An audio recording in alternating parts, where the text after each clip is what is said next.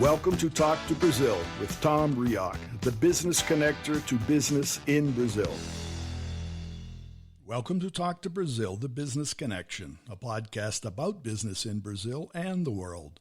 I'm Tom Reaoch, an American living in Brazil for many years and known as the king of networking, connecting people, and talking from my podcast studio in Campinas, São Paulo, Brazil. Today's guest is Paula Mazetto. She is founder of Trade It Global, a trading company and specialist in international sales, mainly Brazil, Latin America, Europe, and the Middle East. Paula was an exchange student during high school and studied for a year in Iceland.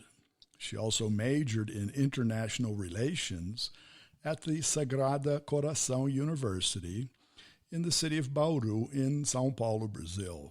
And she also attended a marketing executive program at the Ohio University in Athens, Ohio, in the United States.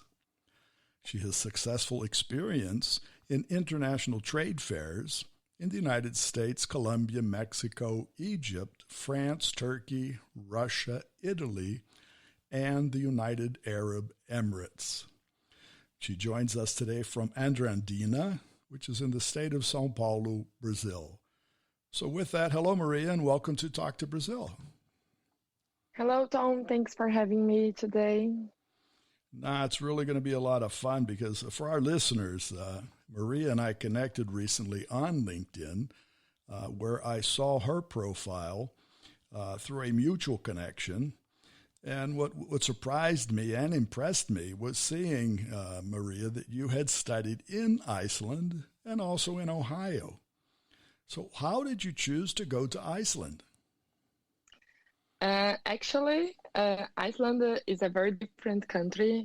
And when I started to think about exchange, to be an exchange student, I thought it would be good for me to go in a very different country from Brazil. Mm-hmm. So my sponsor, it was Rotary Club, right. And they gave me a few options. They gave me India, Russia, Taiwan, and Mexico and Iceland. Mm-hmm. And I was 17 years old and I was a girl. So I thought Iceland, it would be the most different and safe option. Mm-hmm. And that was it. It's really different, right? Here you're talking about a warm tropical climate in Brazil and you went to a refrigerator. Yeah, that's right. And in my city, Andradina, the winter is very warm. And in Iceland, the summer is very cold. So it was completely opposite. So it was very different for me. But how was that experience? Because the world obviously is made up of a lot of different places, but you chose to go to someplace different. But many times when we're in a different place, sometimes it's a cultural shock. Yes, that's right. I'm Brazilian and you live here, so you know Brazilian people, they are very warm. They want to talk to you if you go to the market. If they hear your accent and they see if you are from somewhere from abroad, they will start talking to you to know where you're from and everything. And in Iceland, they were not like this. So it was very different for me to get used to them. But it was a very good experience. The country is amazing and, it's good. It was an opportunity to grow up there. I mean, I think one thing, and you're right in that, in Brazil, obviously we have a lot of different people coming from different countries. I felt what you said when I first came to Brazil, and I really couldn't speak Portuguese and said most things incorrectly, but people knew I was foreign. Many times didn't know where I was from, but it was exactly like you said. They come up and they try to help or talk or want to know, and they were. And they are very friendly in that sense. And even when I couldn't speak the language, people helped me out a lot. But in Iceland, I've never been there, but I guess one of the things from when I lived in the States, I know, when you're in a cold climate, you tend to be inside more. You tend to be more conservative. You don't go out because it's cold. Yeah. So just being with people, And having the experience is different than Brazil. Brazil, it's sunny, it's warm, like you just said. We're in the winter and it's nice and warm, and people are out. A lot of sunshine. yeah, that's right. And they were close, they were close people. So it had me and a few others exchange students, and they all felt like me. Mm-hmm. On the beginning, I felt that I was not welcome, but on the end, I believe they were used to me, and I didn't want to maybe to go and try to move there or something. I just want to know, and but now I believe I would have another experience maybe. I think so, because when you're 17, and I guess that was one of your first experiences being outside the country or being in another culture, it's always a learning experience.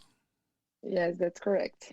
And now you have traveled more. I mentioned you studied here, you majored in international relations, so you are interested in international business. And then you went and you studied in Ohio. How was that? Sorry, Tom, I didn't hear you. No, when you went and you studied in Ohio, you went to Ohio University. How was that experience in Ohio? It was my last experience traveling. I went to Ohio this February, and it was amazing. The people there, it's so friendly. I wish my exchange student year it would be there. So the Ohio University is amazing. They are very big. The teachers are very good. I learned a lot, and the campus are beautiful. The city, Athens, is small, and everything is closed, and you can go to buy pizza and everything. You can go walking. So it was very, very good. And as you said, I had many experiences. So I am used to be to some different cultures. So, but Ohio, they were very, very friendly with me. everybody there, maybe because everybody is university, so that too. That too. And since Ohio University does have this international program, they may be more used to having international students, I would guess. Yeah, but it was very good. It was amazing. I wish I can go back to Ohio someday, maybe to visit. I really love this state. Well, you were in February. It's not warm in Ohio in February. It's cold. No, it was cold actually, and it was cold and raining. But it was so good. The people was so amazing that I could go. I could live there. Good. Now the students, you were there with a group of students, right? And yeah, that's were right. all of these students, were they all from Brazil? Where were they from? They are from Brazil. Most of them are from Brazil. But the good thing is every pub that we went, the people look at us and saw that we were from another country, and they start to talking to us, and we made a lot of friends from Ohio. Good. So it was and all America, because in Ohio University they live in many cities around. So it was very good. Good. But now also I've seen you've had all this experience in international trade fairs. So you have been to other countries. I mentioned, as you said, you've been to Colombia, Mexico, Egypt, France, Turkey, Russia, Italy, and even the United Arab Emirates. They're really different cultures. Yeah, that's right. So how, during these fairs, how did you feel adjusting to each one of these cultures? Is each time you go to another country better because you adjust better? Yes, yeah, sure. I believe experience. Every time I have an experience in trade fairs, I'm more ready for the next fair. So, and every fair I go, the country I visit and the people I met is different. So I have to be used to this difference. So if I go to a fair in Europe, I know they will be more. They just want to know about the business. Right. They will talk to you politely, but they just want to know about business. If I go to any country of the Middle East, I know they need to know me as a person first. So they will ask about my family. They need this to get some trust and then to do business. And if I go to USA or Mexico or Canada, they are more straight. You know, if they don't want, if they are going to the fair and they don't like your or if they are not just interested in your product, they just say, okay, no thanks, and they go to the other one. Right. So more they objective, are very straight. Right? That's right. And then when you go to Mexico or Colombia, then that's almost like Brazil, right? Yes. Colombia, they are very similar to Brazil, and Brazilian, they like to talk. If you go to do business, sometimes they are talking about football, and then they are talking about other thing, and you have to get used to this. Right. And I believe when you know those topics, it's easy to do business, because sometimes you want to talk to someone. For example, if I go to USA and I want to talk to this person, and they are not interested, you know, I'm just wasting my time and the time of the other person, and I'm not being nice, you know. So you have to be ready for this. No, but I agree with you, and I think those are good points that you made. The preparation, understanding that each type of person, each culture is different. And generally speaking, when you're talking about trade fairs, people go because of business. And I agree with you, in the United States or even Northern Europeans, everything is business, and everything they consider time, and you've heard time is money, and they don't want to waste their time, and they consider it a waste of time if you're talking about something they're not interested in. And that's a fact. In other places like Colombia and Mexico where I've gone, then time has a different factor. Then it's more conversation, actually less interest in the product and more in yourself. But I think to be able to work in the world today, it's like what you just said, you have to adjust everything. Yes. Normally a meeting that is about 20 to 30 minutes with in USA or in Europe, in Middle East and like Brazil, Colombia, Mexico, it's like 2 hours and you have to get to use it. No, if you could get a 30-minute meeting in the United States today or in Germany, that's a big meeting. Yes, that's right. That's a lot of time. Yeah. It's a very complete most meeting. people want to stop by your stand if you're in a stand in the fair. 5-10 minutes is considered a lot of time, and you really have to be prepared to answer the questions. And that's one of the things you can't anticipate all of the questions, right? Yeah, they get on the stand and they have all the questions. So they start asking, and you already know what the question is, and you answer, and that's it. And then you already know if you're going to do business or not. So it's very, very easy to do business. Not so easy because they are very, they have some standards, and they are very, how can I say, they need some quality on the product and some different things. Right. And but normally the meeting is easy because they have the topics, the questions, and everything, and that's it. They are not interested in talking about any other subject. Not even football? Not even, sometimes.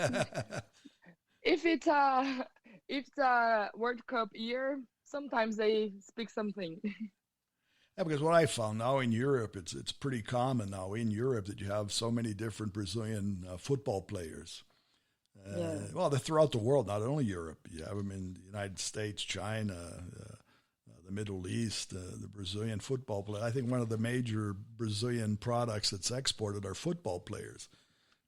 So generally what I found, no matter where you go, somebody, even the local team, has or had a Brazilian football player. And generally, I've always found that they'll want to know if you know them. Do you know so and so? And that always struck me. So I really don't know. Yeah.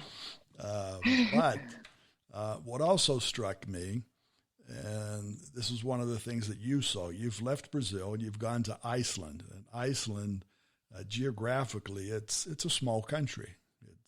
It's an island, right?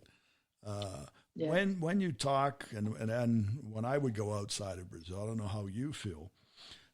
Most people outside of Brazil, if they don't know Brazil, they don't really have an understanding of how big the country is. Yes. Do you get that impression yourself? Yes, I do. Sometimes they have a different picture of Brazil. Mm-hmm. I believe they think it's a whole farm. When I was in Iceland, I had many times to answer that, no, we don't have cows on the street. There is a farm that where they live in. The street is a street. And I think this, sometimes they don't realize how big Brazil is and how is Brazil. No, I agree with you. And I found that today, even for our listeners right now, just for our listeners to understand, I'm talking from the city of Campinas, which is in the state of São Paulo. It's one of the states. And Maria Paula's speaking from Madrandina, which is on the other side of the state. The state of São Paulo, just for having an idea of size, is the same size as United Kingdom. So I could be right now near London, and you could be near somewhere up in Scotland. And that's the distance between where I am and where you are in the state, right? And that's just one of the states.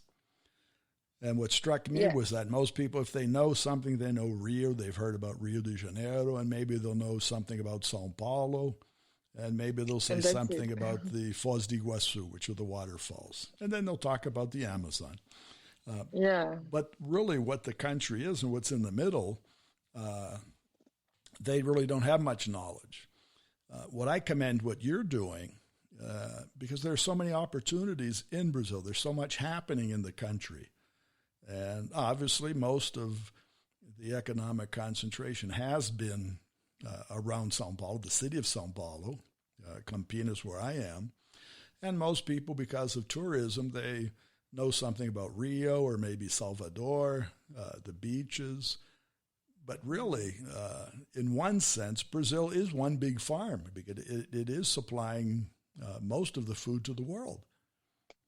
Yeah, that's right. It's one of the biggest export in food.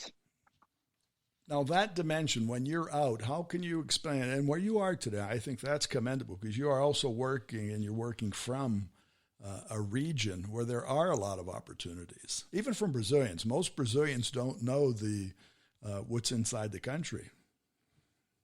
Yeah, that's right. So there are opportunities, there are products, there are things to be exported, right? Yeah, that's right. Brazil, it's very rich in products for food. Brazil, it's very good manufacturing many things. Mm-hmm. Normally, when you talk about Brazil, they think, okay, they have very good meat and very good chicken, but it's more than. And I worked in the cosmetics industry, mm-hmm. and Brazil is very famous because of that, because they have very, very good quality products. Right. So it's very easy to sell Brazilian products. And, we have a very big range mm-hmm. of products to sell to other countries. So Brazil, it's very rich in products. No, you mentioned cosmetics. It is one of the largest markets even in Brazil. Cosmetics is a major market here in terms of manufacture, in terms of consumption, in terms of product development. Yes. There are all different types of, and obviously you know that people are different. Different cultures are different. Different ethnic groups are different. And one of the advantages that Brazil does have is it's a mixture of people. Yeah, that's right. And that's one thing good from Brazil when you sell cosmetics, because the whole world, it has different people. Mm-hmm. So in Brazil we have many different people. So here nationally, we try to make cosmetics for every kind of my cosmetics is hair cosmetics. So my the companies tries to do cosmetics for all kind of hairs. Right. So we can attend the whole world. So And it's hair really is different. Most people think hair is hair, but no, everybody's hair is different. yeah, and every hair has a need. Uh-huh. So in Brazil we have many kinds of hair. So in a brand, in a hairline, Right. we have to have a range of products to attend all those hairs. Mm-hmm. So it's easy to export, because for sure we are going to have any product that Right. will attend your need. Well, I agree with you, and I think that goes along the line to all kinds of products. You're talking about beef and chicken. Yeah. What we have seen, I have seen, and what is a fact, even in the production of chicken and processing of chicken, and Brazil is a major exporter of chicken. It's a major exporter of beef, of pork, and Brazil has been able to adjust the types of meat and the types of cuts to many different types of cultures. The chicken that an American eats is the cuts and the way that it's prepared is different from the United Arab Emirates, I'm sure. But Brazil does have the capacity to be able to prepare and to export based on different needs and tastes. Yeah, that's right. Now, I have contacted with a brand, with a company that sells frozen chicken, Mm-hmm. and they sell just for Middle East. Mm-hmm. They have shawarma chicken. Right. It's very, very. They eat a lot this kind of chicken. Mm-hmm. That it's only for export. So the companies, they are adjusting themselves for export. Now, And what that's very good. as you see this, and I agree with you, is it? I want to say it's easy because I don't think anything's easy anymore to sell international sales. Is your conversation that you have to convince people in a different way? How'd you learn Yeah, to sell? yeah. I believe on the experience, because for example, the cosmetics. Brazilian cosmetics is very famous. So when you say, okay, I want to present to you a cosmetics hairline, Brazilian cosmetics hairline, they said, okay, it's very good, but there is many brands. Right. So why the client will want to buy mine? Mm-hmm. So I believe today it's more than sales, because quality products. There is a lot of brands doing the same. Right. And I believe the salesperson can be different, because to know the client, to see the type of negotiation, the network can be different. So I believe today these kind of things make Mm-hmm. the difference in a sales, international sales, for example. Yeah, because And in the end, it's a people-to-people thing, right? yes, that's right. You're talking to somebody. Yeah, and I believe, and this is not from much years ago.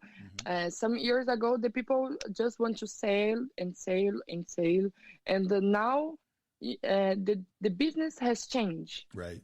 You have to pay attention on your client. You Mm-hmm. need to know what he is his need, and these small points will be different. It will make the difference on Mm-hmm. the sales, and maybe the client will choose your brand and you just because of that.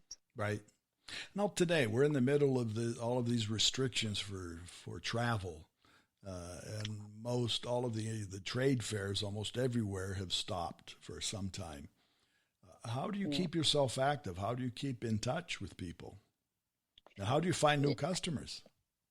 Actually, even before, most of my search is on the internet. I think social media is there to help you.